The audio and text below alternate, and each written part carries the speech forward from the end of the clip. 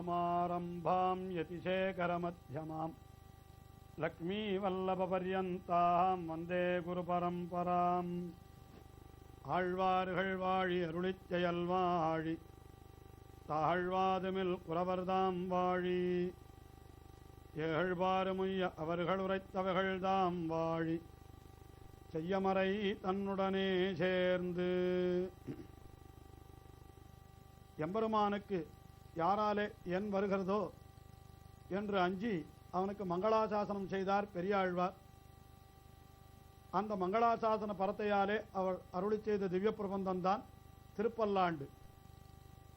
அந்த திருப்பல்லாண்டு என்கிற திவ்ய பிரபந்தத்திலேயே அவர் தம்மை ஒரு தாயாகவே பாவித்து கொண்டு விட்டார் என்றே கூட சொல்லலாம். நன்றாக வளர்ந்து வாலிபனாய் நல்ல வல்லமையுள்ள ஒரு மகனை பெற்றிருக்கிற தாய் கூட ஐயோ இவனுக்கு யாராலே என்ன தீங்கு வந்து விடுமோ என்று அஞ்சுகிறாள் அல்லவா? அது போன்ற நிலையைத்தானே பெரியாழ்வார் திருப்பல்லாண்டிலே அடைந்தார். அந்த தாய்பாவமானதுதான் அவருக்கு மேலே பெரியாழ்வார் திருமொழியிலேயே தொடங்குகின்றது என்று நாம் சொல்லலாம். அப்படித்தான் பெரியாழ்வார் திருமொழியிலே முதல் திருமொழியிலே அவர் கண்ணபிரான் திருவாய்ப்பாடியிலே பிறந்த பொழுது எழுந்த கொண்டாட்டங்களை வர்ணித்து கொண்டு வந்தவர்.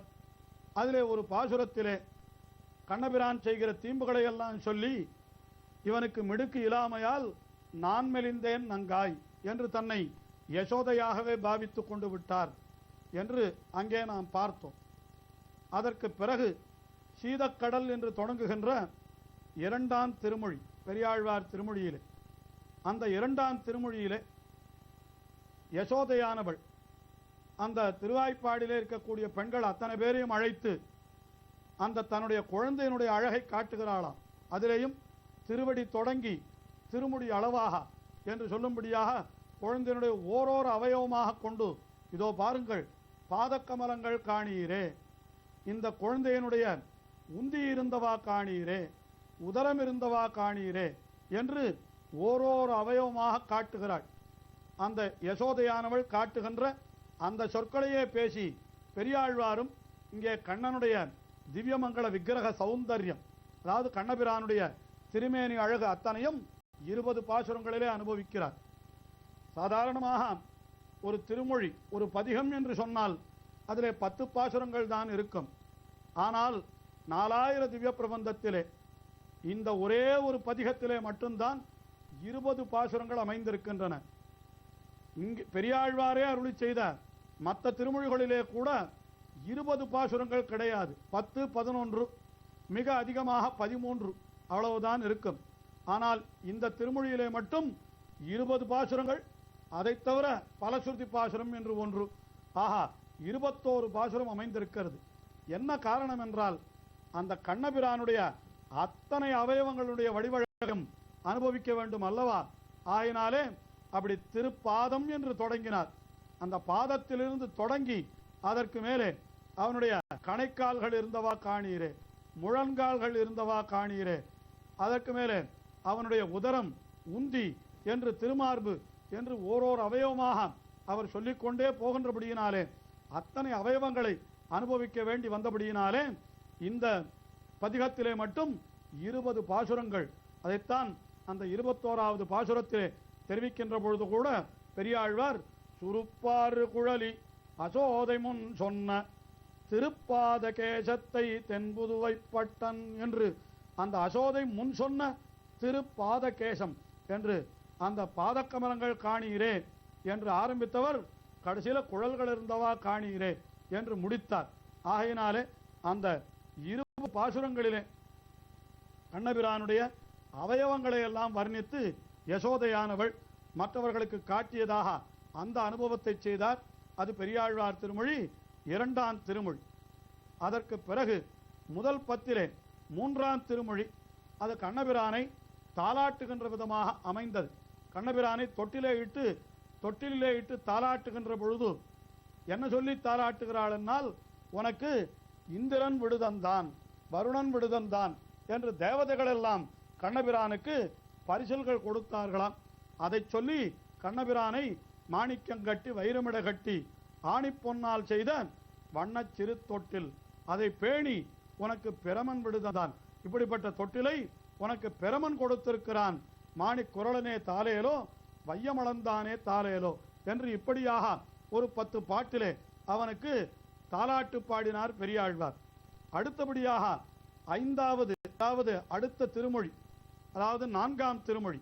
அந்த 4ஆம் திருமொழியிலே கண்ணபிரானை இடுப்பிலே வைத்துக்கொண்டு யசோதை அந்த சந்திரனை அழைத்த அந்த விஷயம் அதை அனுபவிக்கிறார். அதாவது கண்ணபிரான் குழந்தையாக அப்படி தாயினுடைய இடுப்பிலே மருங்கிலே இருக்கின்ற காலத்திலே ஆகாசத்திலே இருக்கிற அம்புலி சந்திரனை அழைக்கிறானாம். அந்த அனுபவத்தை செய்கிறார். என்ன செய்கிறார்? சந்திரா இங்கே வந்துவிடு. அப்படி அழைக்கின்ற பொழுது என்னவெல்லாம் சொல்லி அழைக்கிறார். அது யசோதா பாவனையிலே, அப்பா சந்திரனே, இவனை சிறுவன் என்று நினைத்து விடாதே, இவன் சிறுமையின் வார்த்தையை மாவலியிடை சென்று கேள். இதே போலத்தான் ஒருத்தன் இவன் வாமனனாக வந்த பொழுது இவனை சிறுவன் என்று நினைத்தான். ஆனால் அவன் பட்ட பாடு அந்த மகாபலி. அந்த பாட்டை நீடாமல் இருக்க வேணுமானால் சிறுமை பிழைகொள்ளில் நீயும் உன் தேவை குறைகான். ஆயினாலே நிறைமதி நெடுமால் விரைந்து உன்னை கூவுகின்றான். வா, அந்த எம்பெருமான் உன்னை கூவுகின்றான், நீ வந்து நீ அவனோடு விளையாட வேண்டும் என்று அப்படி யசோதை அழைப்பதாக அப்படி ஒரு பதிகம் அந்த 4வது பதிகம் சென்றது. அதற்கு பிறகு இந்த குழந்தை கண்ணபிரானாகிற குழந்தை இப்பொழுதுதான் எழுந்து கொஞ்சம் நிற்கிற நிலையிலே வந்திருக்கிறார். சிறிய குழந்தைகள் அப்படி எழுந்து மொள்ள நிற்கக்கூடிய நிலை. அப்பொழுது தாய்மார்கள் என்ன செய்வார்கள்? அந்த குழந்தையினுடைய 2 கைகளையும் அப்படி பிடித்து கொண்டு அதை மொள்ள அப்படி குதிக்க செய்வார்கள். இப்படி செய்கின்ற இந்த செயலுக்கு செங்கீரை ஆடுதல் என்று பெயராம். அதைத்தான் இந்த பெரியாழ்வார் திருமொழி முதல் பத்தினுடைய 5ஆம் திருமொழியிலே அனுபவிக்கிறார் பெரியாழ்வார். தம்மை யசோதையாக பாவித்துக் கொண்டு அந்த சிறு குழந்தையான கண்ணனை செங்கீரை ஆடும்படி 2 கையையும் பிடித்து கொண்டு ஆட்டுகின்ற அற்புதமான அனுபவம்.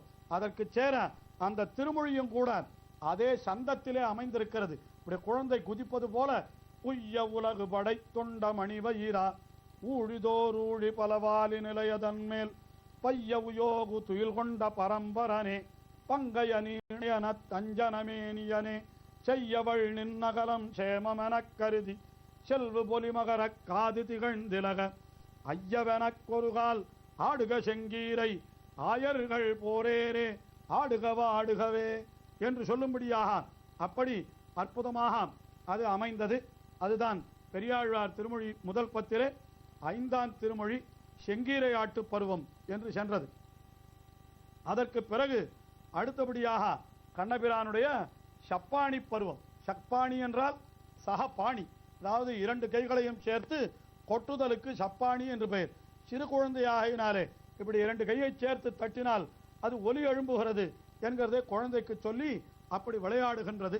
அதுதான் மாணிக்க கிங்கிணி ஆர்ப்ப மருங்கின் மேல் ஆணிப்பொன்னால் செய்த ஆய்ப்பொன்னுடைய மணி பேணி பவளவாய் முத்திலங்க பண்டு காணி கொண்ட கைகளால் சப்பாணி கருங்குழல் குட்டனே சப்பாணி என்று சொல்லி அந்த கண்ணபிரானை சப்பாணி கொட்ட அழைக்கின்றாள் யசோதை.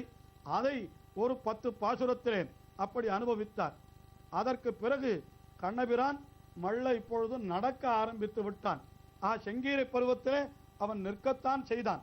இப்பொழுது மொள்ள கையை விட்டு விட்ட உடனே அந்த குழந்தை நடந்து வருகின்றதல்லவா?